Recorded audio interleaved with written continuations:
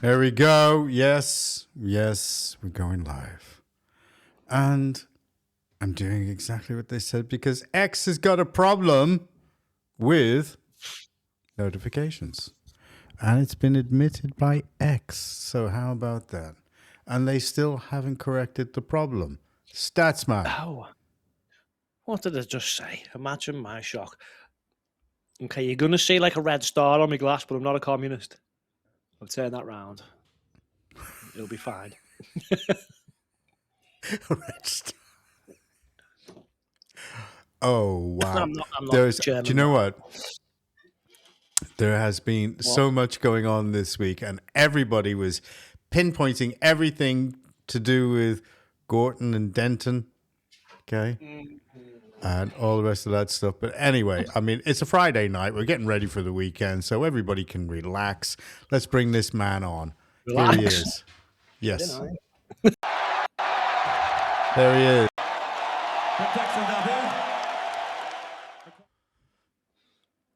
Good evening. Good evening. I put on some different lighting, but as soon as you put your hands up, it puts shadows everywhere. Oh. I think I'm going to...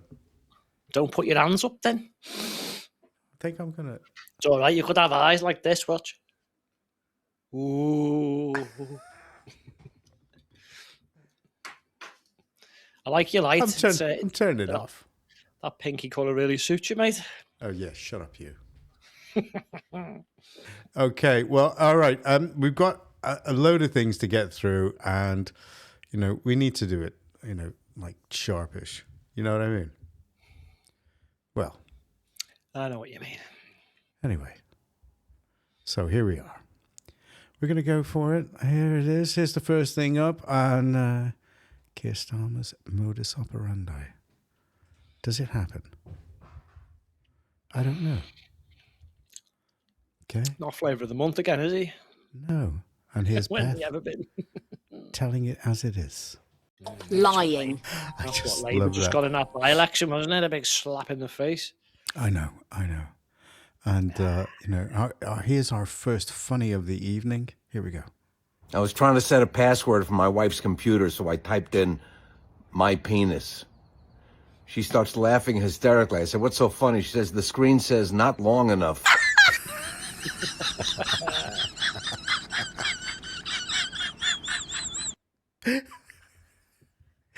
Typical, so typical. I tell you, unless, here's a few for you, especially for you. Oh, dear. How about this? Somebody sent me this picture and says, "I've got these for sale. Do you think anybody will buy them?" Probably not.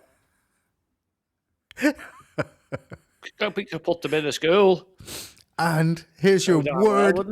Here's your word of the day. Oh, is this going to get us banned? Word of the day.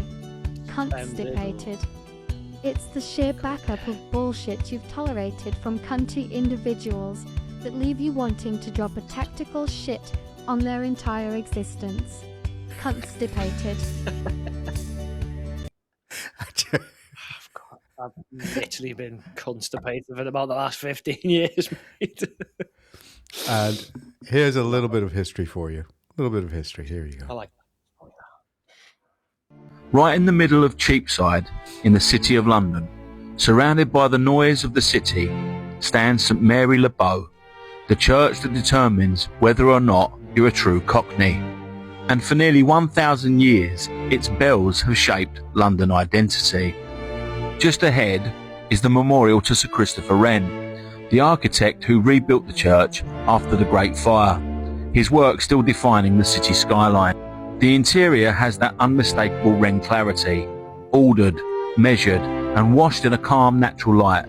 And as you stand here, you get the sense that this place has seen London through fire, war and rebuilding, yet it still holds itself with a quiet confidence that's completely unmistakable in Sir Christopher Wren churches. Now, the windows were installed in 1963 and were created by a man named John Hayward. And some of the stained glass here really tells the story of the city itself, One window is filled with coats of arms and medieval names. London's guild leaders and merchants all pass through here, leaving their marks in colour and glass. Another window remembers the parishioners who died in the Second World War, and it was created after the Blitz when the church lay in ruins. And it carries the weight of the community, rebuilding both its walls and its hope.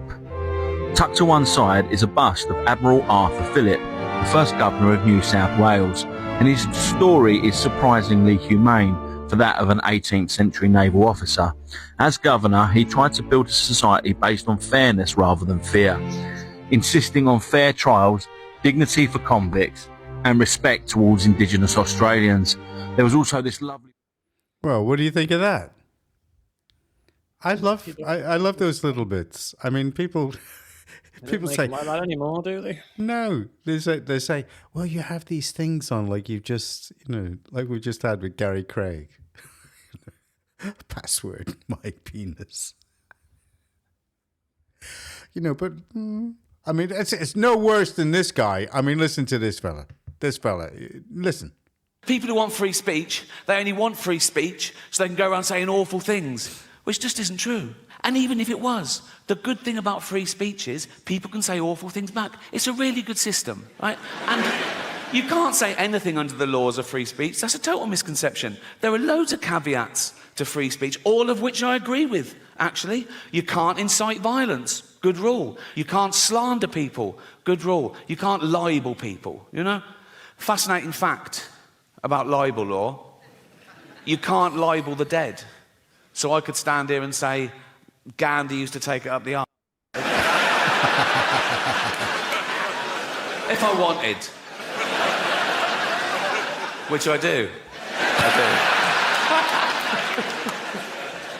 But free...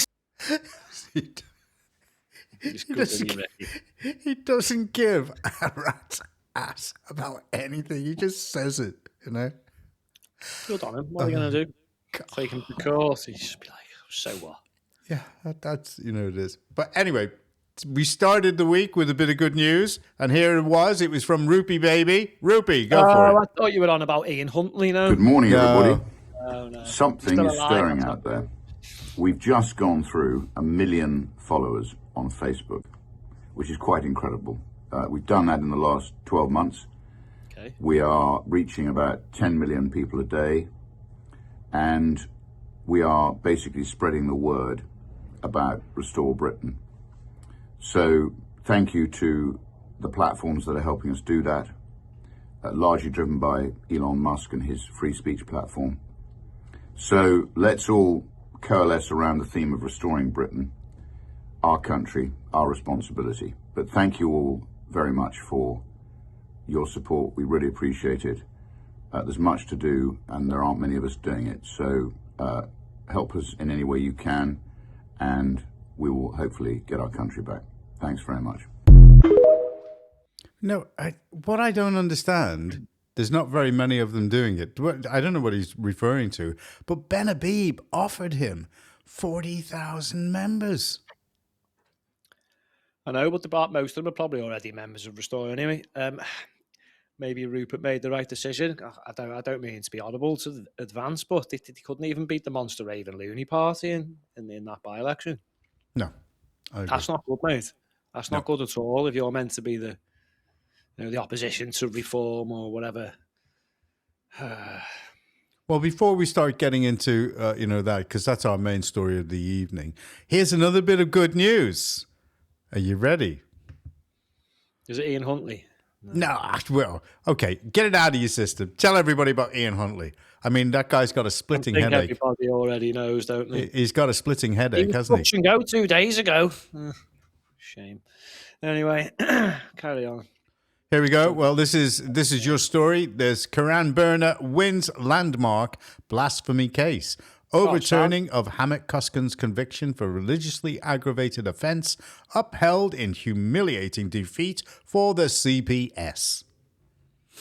Oh, excellent. Well, hang on. Does that mean we can... Nah, I'm only joking. A twitchy bum for a second there, mate. So that's it. I'll do it later. So it isn't going to happen.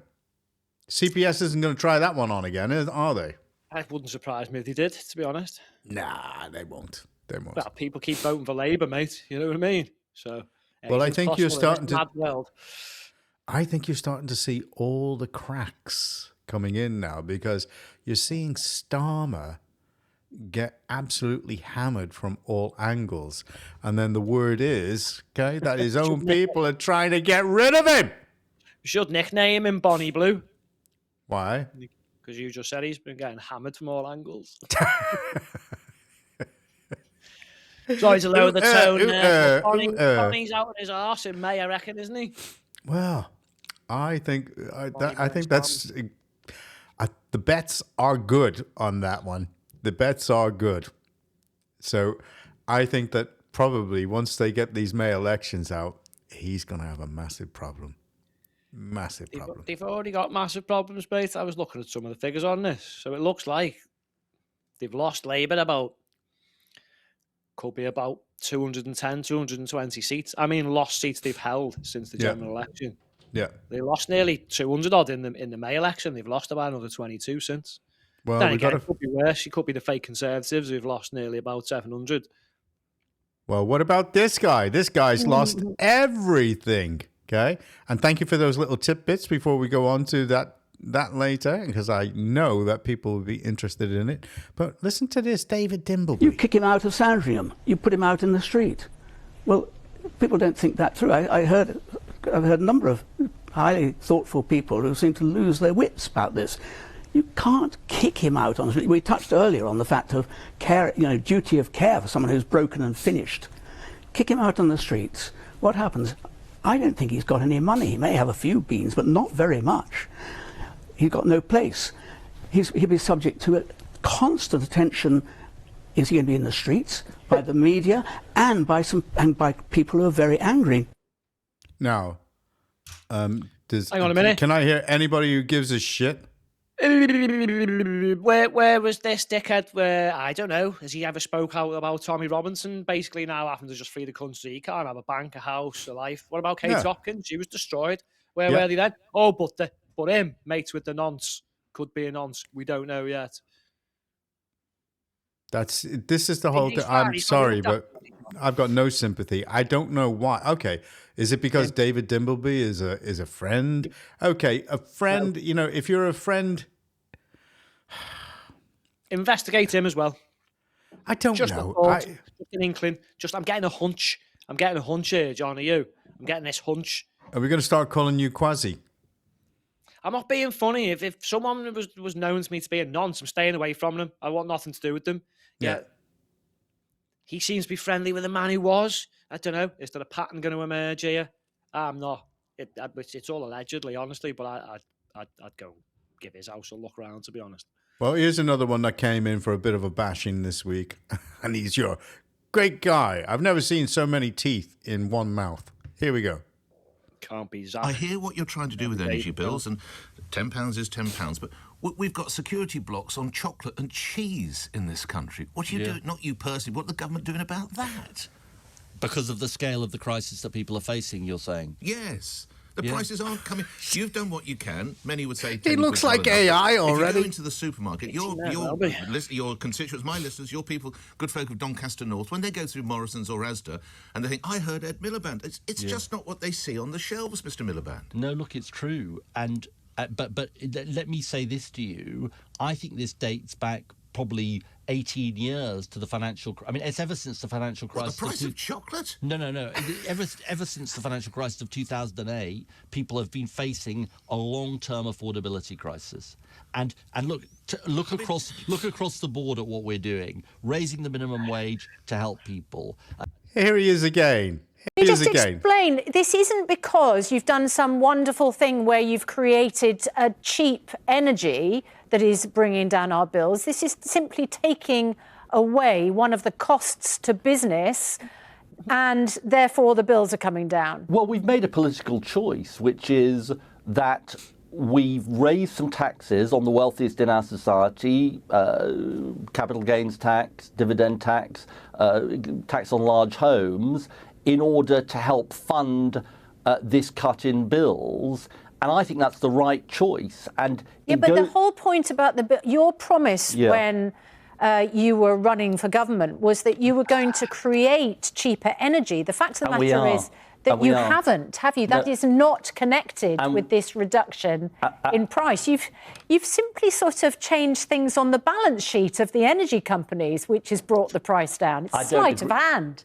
It's sleight of hand. She had it spot on. And look at the other fella, Balls. He's not opening his mouth, is he? He's not saying anything. You know he's married to, don't you? He probably doesn't get a word in. Oh, and the main thing they're missing from the bigger picture is, the rich leave, so then the poor have to fill that gap.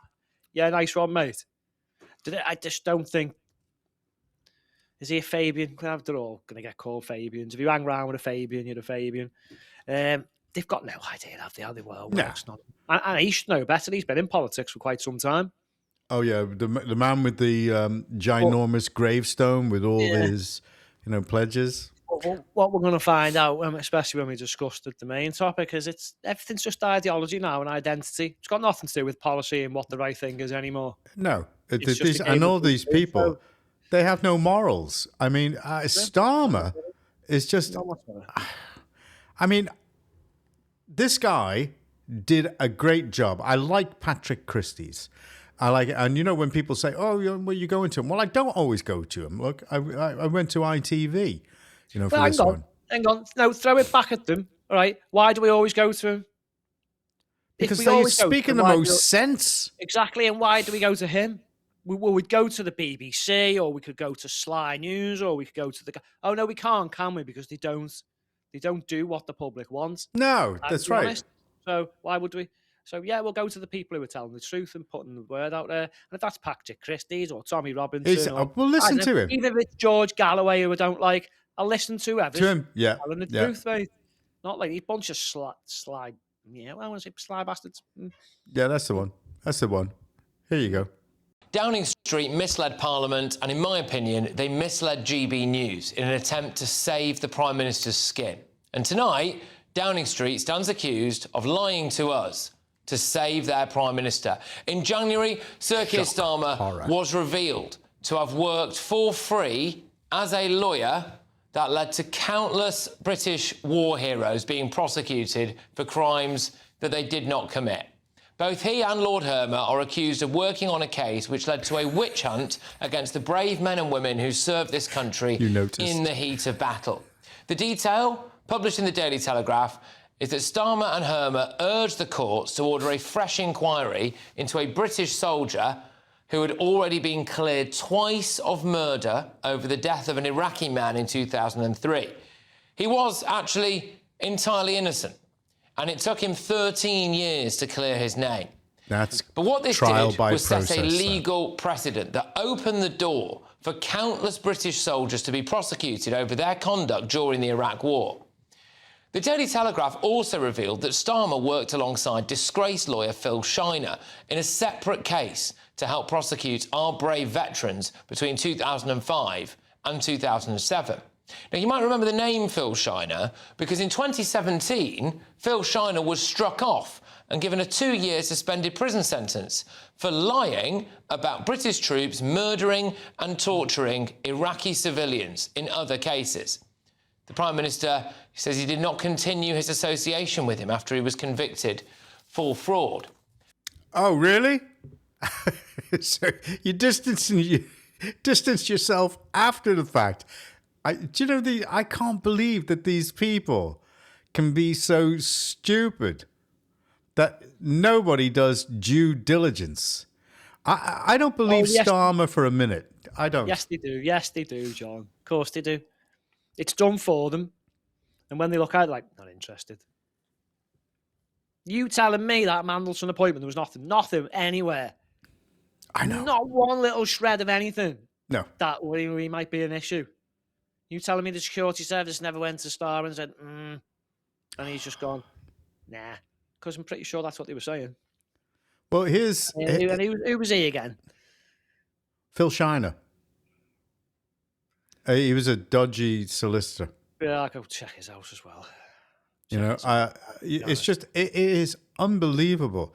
And And in PMQs this week, I picked on this one because very few people highlighted it. But listen to this question about a Labour councillor. It's a Labour councillor, okay? Sure. Speaker, in 2014, a man in my constituency was ambushed, violently beaten with a pickaxe handle and left lying in the street with serious injuries. At the time of the conviction, the judge called it a brutal attack. Mr. Speaker, many constituents have contacted me to express their concern that the perpetrator of this attack is still a sitting Labour councillor in Keighley and was recently pictured celebrating an election with convicted crack cocaine and heroin dealers. Prime Minister, on behalf of all victims of serious crime, will you, as the leader of the Labour Party, ensure that Councillor Mohsen Hussain is not permitted to stand in the local elections this May? I thank you for raising this. I will look into it straight away and give him a full answer. Straight away? Straight away. What, like about when did he say he first got? Straight away, like possibly a year ago, dickhead. So they pedo protecting crack whores, we can call them now. You know, it's just they're falling apart. They're falling apart. Anybody that claims to be a member of that party, you know, has got to be sitting there thinking, "What am I doing?" Yeah, play a game, John. So, you know, just after the election, when it became very apparent very quickly that these were donkeys, we all knew it anyway. And there was a couple of people who admitted to voting Labour and, we're never going to do that again. See if you can find any now, mate. Oh, you know, nobody will admit anything. You mentioned they voted Labour, and all I've been doing is I'm sometimes guessing, right? And just saying, you probably voted Labour. And I can tell by the reaction straight away whether they did or they didn't. Well, it's so funny. Play the game for a week, mate. It's hilarious. Oh, play it today. Play it. What? Play it again. Play it again, son. Just ask them. You vote for this? Okay, here we go. Yeah, so then. Everybody that voted Labour, did you vote for this? Listen to what this guy is saying and how many different people. 2014, a man in my constituency was ambushed, violently beaten with a pickaxe handle and left lying in the street with serious injuries. At the time of the conviction, the judge called it a brutal attack. Mr. Speaker, many constituents have contacted me to express their concern that the perpetrator of this attack is still a sitting Labour councillor in Keighley and was recently pictured celebrating an election with convicted crack cocaine and heroin dealers. Prime Minister, on behalf of all victims of serious crime, will you, as the leader of the Labour Party, ensure that Councillor Mohsen Hussain is not permitted to stand in the local elections this May? I thank you for raising this. I will look into it straight away and give him a full answer. There you go. Don't worry, we'll edit that out since we played it twice. I know we won't. No. Okay, well, we can't do anything without actually mentioning Trump this week. And here's a little bit of fun for you, all right? It's called diaper diplomacy. But when it comes to the corruption that is plundering, it's plundering America. There's been no more stunning example than Minnesota, where members of the Somali community have pillaged an estimated $19 billion from the American taxpayer. Oh, we have all the information. And in actuality, the number is much higher than that. And California, Massachusetts, Maine, and many other states are even worse. This is the kind of corruption that shreds the fabric of a nation, and we are working on it like you wouldn't believe. So tonight, although started 4 months ago, I am officially announcing the war on fraud to be led by our great Vice President J.D. Vance.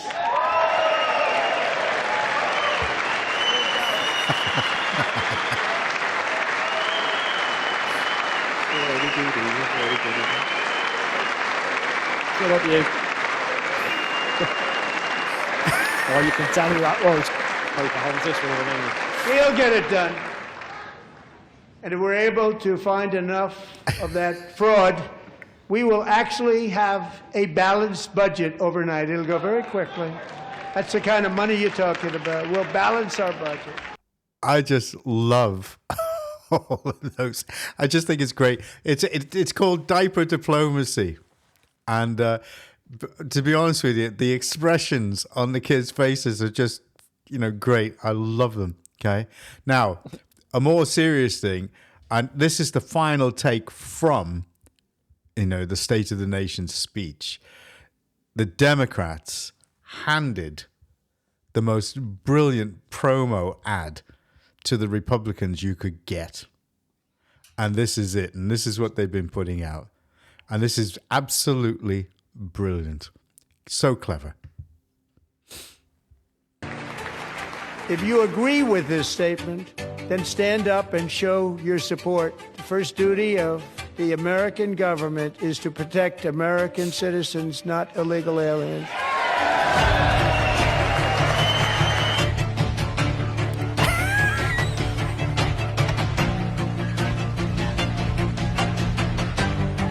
These people are crazy.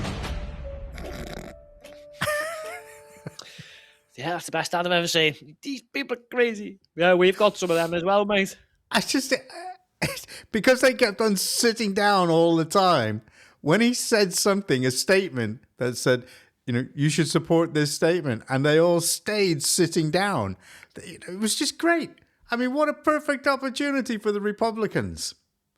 It's just... He done that last time, didn't he? He thought, right, I'm going to say some stuff that we like, and I know they don't. And I'll say it in a way where it makes perfect sense. They stood up for a couple of things, though, didn't they? Eventually. Well, yeah, for the stop the corruption. I know, yeah. But not all of them stood up. He turned around and he said, and he wanted to stop insider trading. Right? And he's looking around and he said, did anybody see if Nancy stood up? Nancy Pelosi. It's just to the point where they're like, corruption. I think we better stand up for this one, everyone. Oh, God. Tulip Sadiq, she's another one. I mean, in Bangladesh has issued a warrant for her. You don't need to issue a warrant. You just come and have her. Just come and get her. I'll send her over. I'll meet you at the border. There she is. And while you're here, can you take some more of your own back as well, please? Yeah. Can you sell us an island? What's left you need to get rid of? Oh, God. Well, here we go. Right. Look, and here's if you can strip Shamima Begum's passport, why can't we strip Keir Starmer's? Well, she's supposedly coming back on a dinghy. Yeah, she will do at some point. I'd swap her for Starmer at this point, mate. She'd probably do less damage to this country, put it that way. Well, I'm not even joking when I say that. Oh, okay. Anyway, here it is. This is the big story of the week. This is what happened. This was yesterday, and it happened.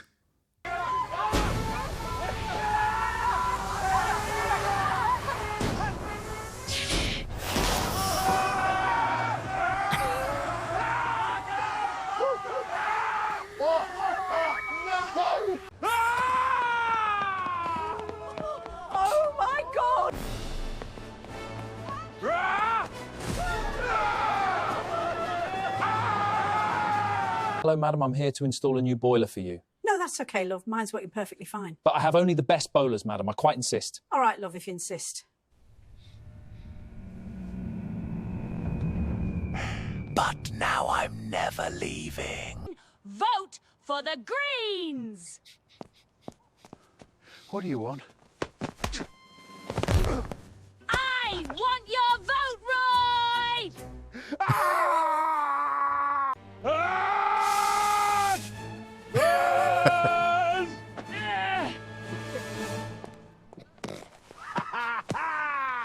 So there it is. They're here. Okay. Now, Mark, I know you got some things to say about this. They've got to be the worst protest vote in the entire history of mankind. Will that do for starters? Well, I'm telling you now, it is bad. I mean, do you think? Like,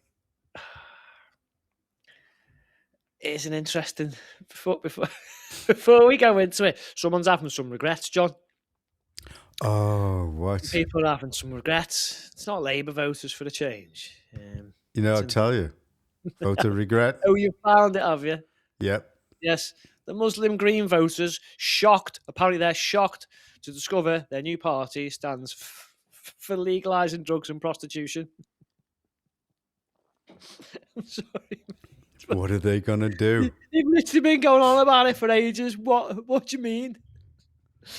Right. I actually just thought maybe a lot of the Muslims are just like, yeah, we know what they're like, but what we'll do is we'll do what happened in Iran in 79 and we'll team up with the commies and then we'll just make sure they're gone pretty much straight away. No, I actually think some of them are actually stupid. Well, there are certain things that there had to be said. There has to be said. I mean, when you start bringing in different angles of what's actually happened, I actually think that the Greens are now a Trojan horse for the Muslim vote because, quite simply, they've set the scene now for what's going to happen in Muslim-dominated areas of this country. So if they're going to say, well, if they can go do it in Urdu, we should be able to go and do it in this, and be able to do that. It's just going to cause so much problems. I mean, I still go back to that comment that you made from your what was he, Godzilla, when he turned around and he said, "I don't speak pot noodle." Gammonzilla, yeah, that's him. Look, okay, maybe Reform have got a point with some of the shenanigans that were going on. Would it have changed the result? I don't think so. I think they did as best as they could round there with 29-30% of the vote. Now, maybe they're all going late. They're voting on sectarian lines. It's all about identity and religion. It is, I'm afraid. People can vote on whatever they decide is the reason they're voting for. I like the colour. I like his name. I don't like them, so I'm voting them. That's happened for a long, long time. Rather than moaning about it, maybe think about it, right? Over half the people who were eligible to vote didn't vote.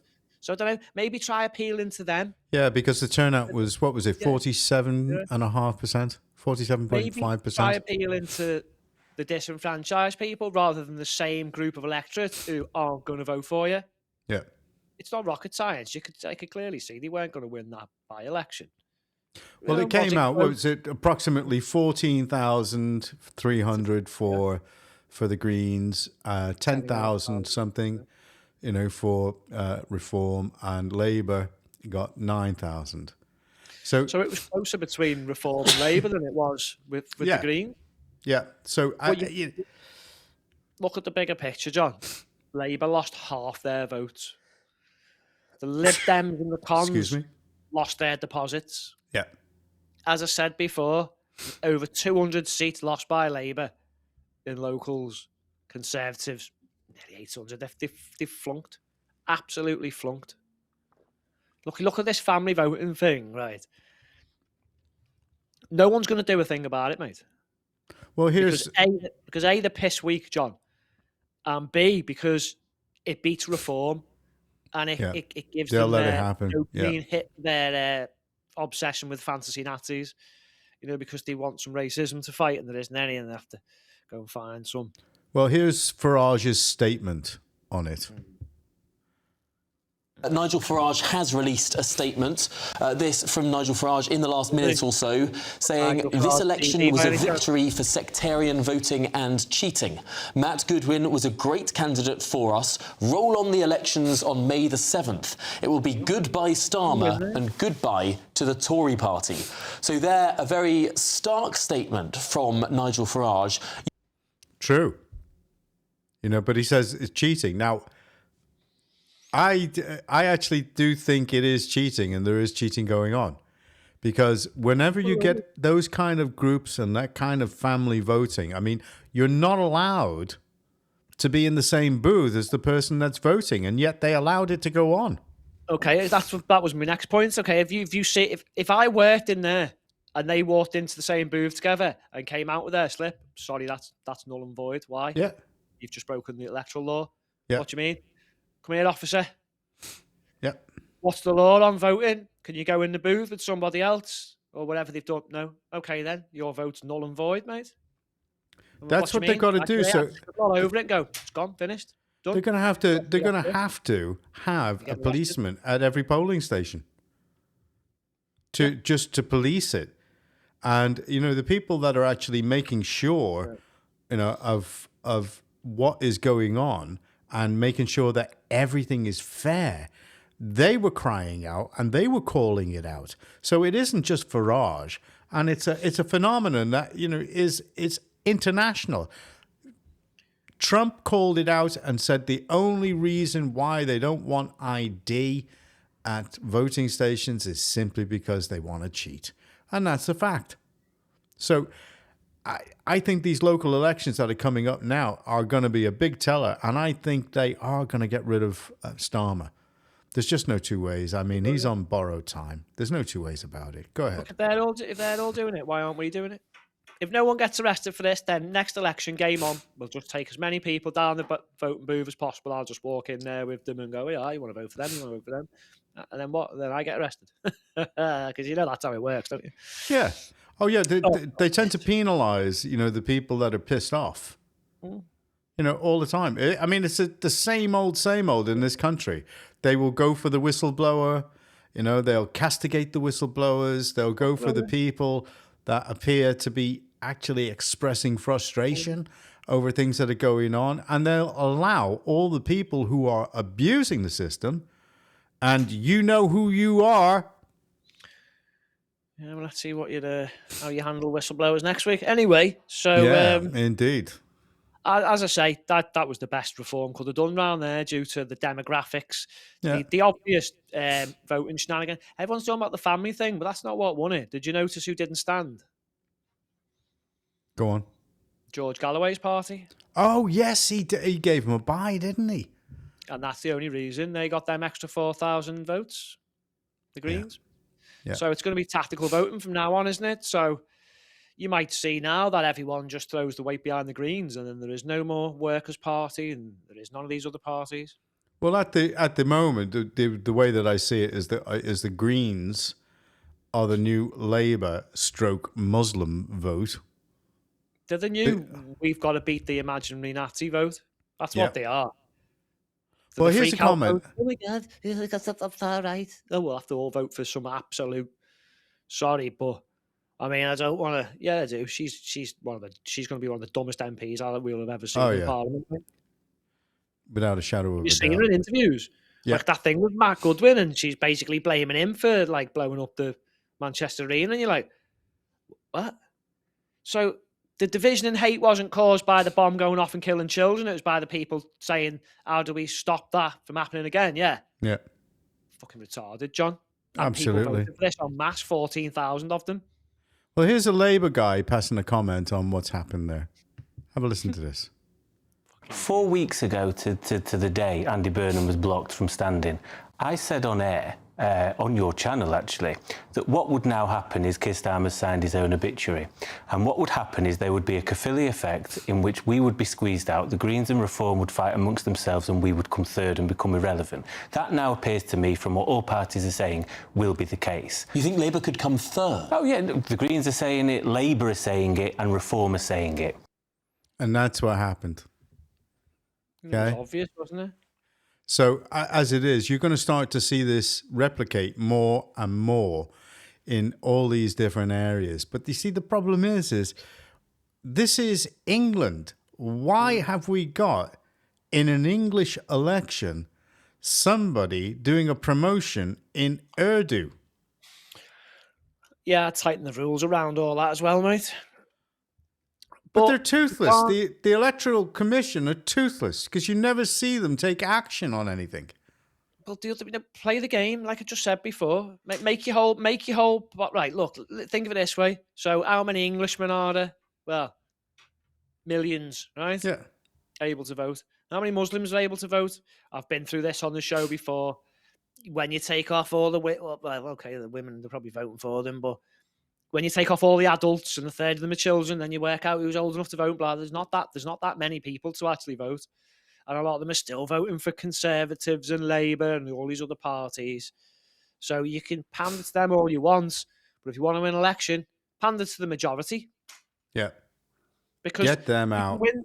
In this area, mate, they can do this. This isn't going to happen unbelievable everywhere. that the people are so stupid that they won't come out. Of them, mate. You won't be able to do this in other areas, mate, where they haven't got that big a share. Oh, it's just gonna it looks like it was Gorton and Denton. One half of it was obviously won by Reform because of the demographics, and then the other half was twice as big. And you know what the demographic of that was. Yeah. So that's not going to happen everywhere, though, is it? Well, I think it's going to be an interesting time ahead now when we come to the May elections, because we've only got they're campaigning now, and we've only got March, April, boom, we're there. And so there's going to be 8 weeks of real hard slog, and we're going to see some real dirty tactics, from these parties. We're going to start seeing it, and I just want to see. I want to see, some common sense come forward. We're not going to see Restore. We're not going to see Advance. The one people that you can guarantee to see, and I can remember when we saw them at at the Chester by-election when Chris Matheson, bowed out, that the monster raving loony party, it just entertainment value. But remember, we interviewed him, didn't we? Had the chief fellow, whatever, on a he done an interview, didn't he, on a podcast? Boss Hog. I forget his name, but I mean, Advance, man, book your ideas up, mate. What? There's something going to happen. The loony party, and they're just people who just couldn't give a shit about politics. They just turn up and the guy who stood had a pig's nose on his nose, on his face. I don't know. Look, we've got a decision to make. We either make elections and politics serious, right? Where the monster raving loonies and all these other flipping idiots, quite frankly, aren't involved. Yeah. Right? And you go on policy. And you ban ideologies and you ban religion and you go hard and you say you can't vote tribal, you've got to vote on policies, but you can't force someone to do that. So you're going to have to go with it. So if they're using identity, let's go on use identity ourselves, seeing as though we're the majority. Yes. And this is playing right into our hands now. Yeah, so absolutely. Right, here's, for example, why are you campaigning with policy with an electorate who are that retarded as the people who voted for the Greens? Look, if they can clearly see that there's a mixture of Islam, the trans ideology, there's not much environment stuff anymore, is there? Legalizing things like heroin, prostitution. That's going to go down well with the Muslims. She in the past, the one who once talked about getting rid of the police and everything, right? And she's a lesbian as well. So why are you trying to appeal to people who don't give a crap about any of that stuff? It's all got to beat reform, got to beat the Nazis. Right? You're pointless arguing on policy with complete morons. Go with identity then. Reform can't, can they? Because apparently we haven't got one. And anyone can feel British. Anyone. Unlucky. Because when you come up against other identities and you're trying to sell policy to thick people, it's not going to work, is it, mate? Yeah, but can I choose? Can I identify as French, but still stand in an election in Ellesmere Port and whatever it is now? Do whatever you want, mate. Bonsoir, monsieur, mesdames et messieurs, comment ça va? John, half of Pakistan are identifying as being British and standing in our elections, John. Do what you want. Wakey people. Stop. Look, you're not going to beat them by going, oh, but we've got to do it the correct way. They're not. Start playing dirty. Appeal to identity then. Because we've got the biggest group, identity, so we should win easily, shouldn't we? I identify as an Englishman. Yeah, but we've got these dickheads on our own side, and I'm going to keep commenting on all the videos. GB News, you're a bunch of rats with your patriotic person and your left-wing person arguing about, I can't believe there's people who say that someone born in Britain can't be British. Sorry, what, lad? I'm going to say it again. If I went to live in China for a year and I was with an English woman and we had a child in China, he's not fucking Chinese, is he? No. He's never going to be Chinese, is he? He might make good chicken fried rice, though. Bonus. But he can get a piece of paper off the communist Chinese government, but does that mean he's Chinese? If he walks into a pub in, I don't know, Belfast, they're going to go, oh, hiya, Chinaman. No, we're going to go, it's that Englishman. Who's that Englishman over there? You know what I mean? So if they're identifying as what they want, we'll use it ourselves then, mate, yeah? Okay. So, I identify as the winner of the Gorton and Denton by-election. How about that? Can we identify as Muslim without being Muslim? Most of them do, John. Well, that's well, another some story. of these people call themselves Muslims. I've seen this week on podcasts.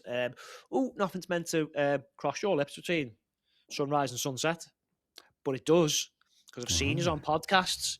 But then you're on another one calling yourselves Muslims. My nose, mate. Muslims in name only. Majority of them. Yeah, the majority of them are. Yeah, that's okay. In fact, I put a challenge out if any of you can come and tell me more about the Koran and scripture than I can, then you're a Muslim. If not, you're not. Let's have a test. Let's have a scale. Let's separate everything. We're going to identify as Liverpudlians. Yeah, but they can't have it both ways. They can't say, well, anyone can be British. Well, then anyone can be a Muslim then. So then there's no such thing as British or Muslim, is there? Yeah, I get you. You can't have... That's an interesting concept, on one actually. side and subjectivity. They flip and choose. The logic's just so irrational. It's retarded, John. Do you know Isn't what? it? The Lotus Eaters are going to be talking about what we're talking about next week because they're listening in. Well, it's funny because sometimes we're a few days after them and they're a few days, and it's because we're all thinking on the same. It's Same called lines. just being rational and logic and thinking and looking at their ideology and going, "You're a mess. You can't have it one way and then the other way. Stop being hypocrites. Like Yeah. you really can't." Well, I'm going to call it there. We've had a great time. Yeah. If being British is fluid and anyone can be British, then anyone can be a Muslim. There you Okay. go. Well, before you say another word, Or is no one Muslim? Or is anyone Muslim? Or is I knew you were going to do that. I knew you were going to do that. Who knows? Because we can't work out their Hmong logic, so we can never know. will we? Hmong logic. I Hmong. know it's wrong, but it is. It's an old It is, word. though. It's a great word, Hmong. I know, You're a- mate, but I mean, You're a Hmong. at this point, like we tried not to swear for years when we were on the audio cast and stuff, and like you just can't. And even now, you swear, and even swear words don't justify this insanity, No. do they? No, they don't. We need new words, like go further than the ones we've got to explain. Yeah, like this fuckstipation. clusterfuck, yeah. All right. Okay. Well, it's the weekend. Everybody have a great weekend. Thank you very much to our listeners. Thank you, Mark, for those brilliant insights that you came in. Yeah, We had everyone have a good weekend, apart from Yeah. Iran, or maybe that's Yeah. next weekend or the weekend after. I don't know. It's not Yeah. looking good. Don't. Yeah. If you're living in Iran, do not be ordering anything from Pizza Hut or anything like that because it isn't going to turn up. It's going to be a different kind of pizza arriving at your doorstep. I can tell you now, especially if you are the IRGC. Yeah, it looks like the majority of the US Air Force is now like camped in Israel, and the majority of the Navy are like just in the little bits of water outside. So I think something's going to happen soon. They should be. I can remember what they did in Panama with what did they call him? The guy that they cornered there, and they Paddington Bear. No, they put speakers all around. Okay, his fortress, right, and all they could hear all through the day and night was nowhere to run and nowhere to hide. The music. Okay, Sorry, that was Peru, wasn't it? Peru, Paddington Bear, was it? That's right, Peru. Should have binned him off and all. Yeah. Should you be here, Paddington? Back on Well, your boat. Yeah, get on your dinghy. Where it all Okay. started. Right, well, here you are. This is what we're saying take back Britain. That's your theme. And this is the end vid, and it is very patriotic. Here we go. Bye, everybody. Just a thought. When they hide the truth, we rise. We take back Britain.